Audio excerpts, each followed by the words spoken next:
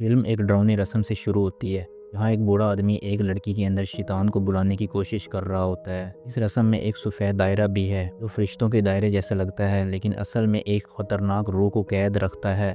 कहानी 12 साला पाइपर और उसके 17 साला सौतेले भाई के एंडी के गिर्द घूमती है। एंडी के वालिद ने पाइपर की मां से शादी की थी, लेकिन अब पाइपर की मां इस दुनिया में नहीं। उसके सौतेले वालिद कैंसर के मरीज हैं। पाइपर जुज़वी तौर पर नाबीना है। इस बात से बेखबर है कि एंडी को उसके वालिद मारते पीटते थे। एंडी अपनी बहन से बहुत प्यार करता है और हमेशा उसकी हिम्मत बढ़ाता है। एक दिन जब वो घर आते हैं तो अपने वालिद को बाथरूम में मुर्दा पाते हैं। पाइपर इन्हें बचाने की कोशिश करती है, लेकिन एंडी कुछ नहीं करता। इस वाक़े के बाद दोनों को एक फोस्टर होम भेज दिया जाता है, जहाँ वेंडी नामी खातून उन्हें अलग रखने का इरादा रखती है, क्योंकि एंडी ने बचपन में गुस्से में पाइपर को मारा था और अपने वालिद से भी नफरत करता था। हम पर और एंडी एक दूसरे के बगैर नहीं रहना चाहते, इसलिए इन्हें लोरा नामी एक खातून के साथ रहने का मौका मिलता है। लोरा माजी में एक काउंसलर रह चुकी है और अब अपने घर में फोस्टर बच्चों को रखती है। इसके साथ पहले से ही एक गूंगा बच्चा ओलिवर रहता है, जो अजीब व गरीब हरकतें करता है, खतरनाक इशारे देता है। लोरा के घर में उसका एक मुर्दा कुत्ता एक मुजस्मे की तरह रखा हुआ है और एक बिल्ली भी है जो हमेशा डरी सहमी रहती है। लोरा पाइपर से बहुत लगाव दिखाती है और उसे अपने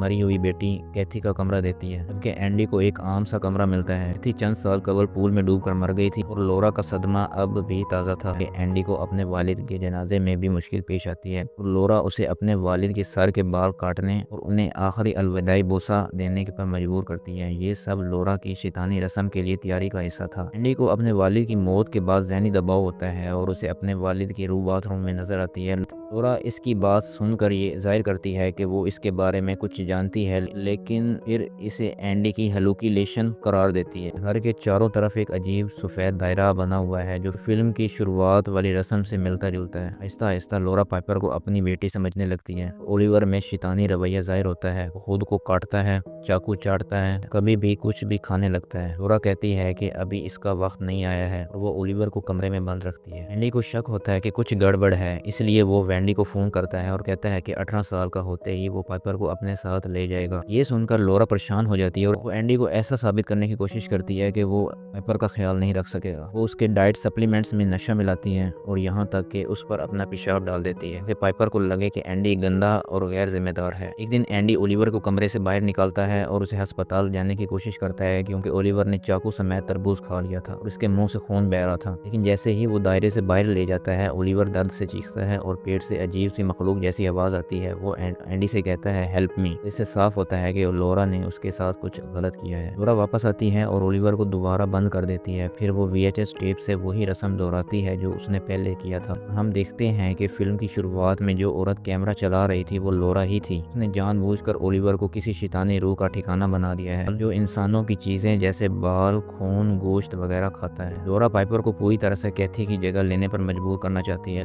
लेकिन जब पाइपर ये कहती है कि वो अपने भाई एंडी के साथ वहीं रहेगी और लोरा को माँ कहने की बात पर सोचने का कहती है, लोरा को गुस्सा आ जाता है। वो पाइपर को एक शेड में ले जाती है जहाँ उसने कैथी की लाश एक फ्रीजर में संभाल कर रखी होती है। वो पाइपर से कहती है कि उसे छुए, लेकिन पाइपर डर जाती है। ओलिवर भी लाश को खाने के लिए बेचैन हो रहा होता है। लोरा एंडी को अस्पताल से वापस लाती है, लेकिन अब वो इसे खतरा समझने लगी है क्योंकि उसे साइकोटिक ब्रेक डाउन हुआ था। यहीं ये फिल्म और भी ज्यादा खौफनाक और सनसनीखेज हो जाती है। बाद में एंडी को लोरा के घर के बाहर ओलिवर के रवैये पर शुबा होता है। इससे ये भी पता चलता है कि लोरा उसके बाथरूम के खौफ का फायदा उठा रही थी और उसके पैंट में पेशाब कर रही थी ताकि उसे गैर मुस्तहिकम दिखा सके। लोरा पाइपर को अपनी मरहुमा बेटी कैथी के कपड़े पहनाती है और उसे माँ कहने पर जोर देती है। जब पाइपर इससे इनकार करती है और एंडी के साथ रहने पर जोर देती है, तो लोरा का असल मंसूबा पाइपर के जिस्म में अपनी बेटी कैथी की रूह को मुंतकिल करना था। आरीन को कैथी की लाश खिलानी थी ताकि वो इसकी रूह को जज़ब कर सके और फिर इसे पाइपर के जिस्म में मुंतकिल कर सके। इसके लिए पाइपर को इसी तरह मरना था जैसे कैथी मरी थी, यानी बारिश में स्विमिंग पूल में डूबकर।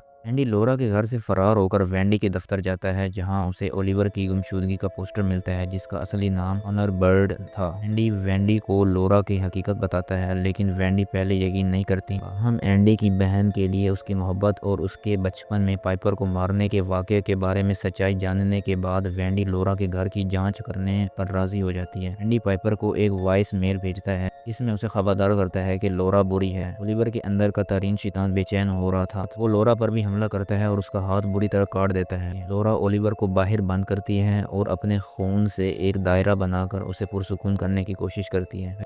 पर का फ़ोन लोरा के पास था और वो वॉइस नोट सुनकर समझ जाती है कि वैंडी और एंडी आ रहे हैं। जब वैंडी लोरा के घर पहुंचती है तो उसे सब कुछ नॉर्मल लगता है, लेकिन फिर वो लोरा के हाथ से खून बहता देखकर शक करती है। लोरा अपना कंट्रोल खो देती है और चीखने लगती है कि उसे अपनी बेटी कैथी को जिंदा करना है। वैंडी को एहसास होता है कि लोरा वाकई ज़हनी तौर पर गैर मुस्तहिकम है और वो बाहर भागती है। बाहर एंडी वैंडी को शेड दिखाता है जिसमें कैथी की लाश था। लोरा अपनी गाड़ी से दोनों को टक्कर मार देती है। वैंडी मौके पर ही दम तोड़ देती है और एंडी बुरी तरह जख्मी होकर गिर जाता है। लोरा गाड़ी से बाहर आती है और एंडी को पास ही के एक पानी के गड्ढे में डुबो कर मार देती है। इसके बाद लोरा पाइपर को घर वापस ले आती है और ओलिवर, जो एंडी को भी थोड़ा खा चुका था, एंडी की आवाज़ में बोलकर पाइपर को अपनी तरफ बुलाता है। पाइपर ओलिवर को छूकर समझ जाती है कि लोरा ने उसे ओलिवर के बारे में झूठ बोला था। उसके बालों के बारे में उसने कहा था कि उसके बाल भूरे हैं जबकि वो गंजा है। पर फौरन बाथरूम में खुद को बंद कर लेती है। पेपर को बाथरूम में एंडी की लाश महसूस होती है। लोरा बाथरूम में दाखिल हो जाती है और अपना शैतानी मंसूबा ज़ाहिर करती है। साफ कहती है कि वो पाइपर को डुबो कर मारना चाहती है। ये सुनकर पाइपर भागने की कोशिश करती है, लेकिन चूंकि वो देख नहीं सकती थी, वो दीवार से टकरा कर बेहोश हो जाती है। लोरा पाइपर को घसीट कर पूल में ले जाती है और उसे डुबोना शुरू करती है। डूबते हुए पाइपर को होश आता है और वो किसी तरह पानी से ऊपर आती है और माँ चीखती है। माँ सुनकर लोरा को ऐसा लगता है जैसे पाइपर उसे ही माँ कह रही है और उस लम्हे वो जम जाती है। लोरा को शायद एहसास होता है कि वो कितना गलत कर रही थी। पाइपर पूल से निकलती है और गिरते पड़ते वहां से बाहर भागती है। जब लोरा अपनी बेटी की आधी खाई हुई लाश को पूल में लेकर आती है, ओलिवर, जिसके अंदर तरीन है, रस्म के लिए तैयार था, लेकिन पाइपर के भागने से वो भी पाइपर के पीछे भागता है।